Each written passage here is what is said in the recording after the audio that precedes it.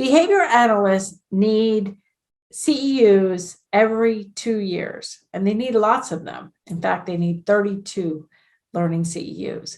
So today we are talking to Will Overfelt, a seasoned BCBA, about his experience with the Verbal Behavior Bundle course and how it provided all the needed CEUs and was super practical and rigorous.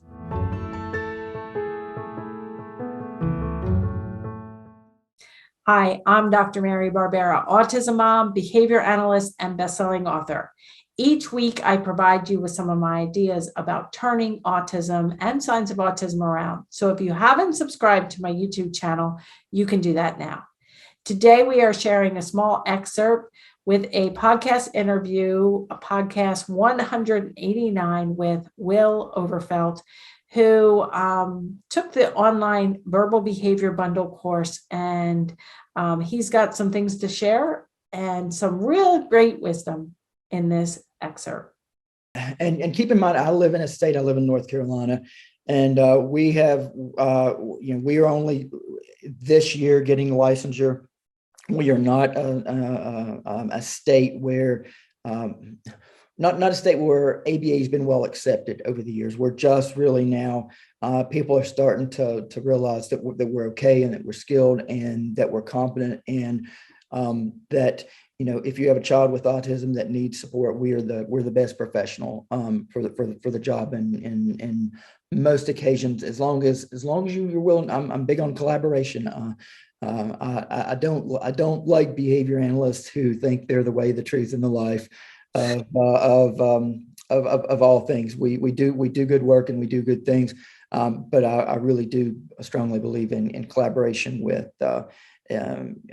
SLPs, OTs, occupational therapists, PTs, the full gamut, especially within the school system. The schools are really set up under the either the multidisciplinary or the transdisciplinary model, where different people wear different hats within the work that they do, and that model has a lot of. We don't do a lot of research on that model within our world, but if you go into the special education literature, there's a real strong evidence base for that kind of transdisciplinary collaborative models. Yeah, there's to also involve the parent in that multidisciplinary team, because they need to have an important seat at the table and the intervention. Yeah, totally agree with you on that. So you talked about how we do good work and everything, but we have seen some pretty not so great ABA. And I know I did a podcast, we can link it in the show notes. This is podcast 189. I can link it in the show notes, but it was like the 4 myths and truths about ABA. And there just does seem to be a lot of not so great, if I may say it, bad ABA going on. And I'm sure you've experienced it, but like, how can parents and professionals tell good ABA from bad ABA? I think there's a certain things that certain, I don't have a list or anything, but I think there's some red flags and white flags, I guess, that you can look for, the good and the bad. I think I think for a parent, a lot of times it's going to be gut instinct. What does this feel like to you? What does this relationship feel like? And it is a relationship. Particularly, if you have a child with a more involved disability, and you've got the BCBA and the RBTs in your home, you're going to get to know these people really well. They're going to be in your home, in your kid's school, in your community life. I've had some families say that the BCBA agency kind of becomes a family member because they are so engaged in the work. Does that answer your question? Yeah. No, I mean, I think being positive, is key. Like being pleasant, being positive, and not just assessing the child and telling you exactly how it's going to go, but also assessing the family members' needs and their strengths and their hesitations and their for involvement, or their wanting to know more, or, I do see it now. I don't work one-to-one with kids, but I do see it in our online community where I think some BCBAs and RBTs, but more so the BCBAs, can get threatened with an overly knowledgeable parent. Sure.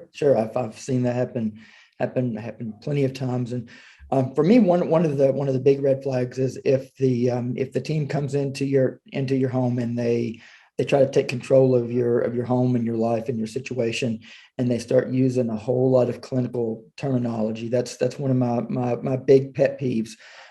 We need to talk to people like they're people, and that they are, in a language that makes sense to me. Sometimes I feel like I see BCBAs go into situations and it's almost like they're using the language as a way to, kind of get a one-up on the relationship in terms of being the smartest, most competent person in the room. But it doesn't matter if you're the most competent person in the room if you're a butthole.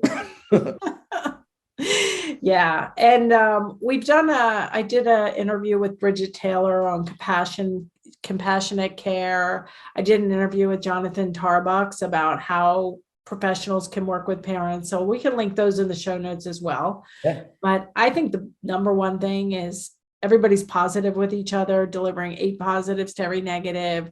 If the child's screaming when the doorbell gets rung, when the therapist comes, it doesn't mean you have to fire everybody. It just means that they're not doing the kind of ABA that Will and I would approve of. Right. And those individuals, that team, that organization really needs more training. I hope you enjoyed that excerpt. If you want to listen to the whole podcast with Will, it is really great. You can go to marybarbera.com/189. And for more information about how you can join our online course and community, I would suggest you attend a free online workshop first at marybarbera.com/workshop. If you like this episode, a thumbs up, comment or like, and I'll see you right here next week.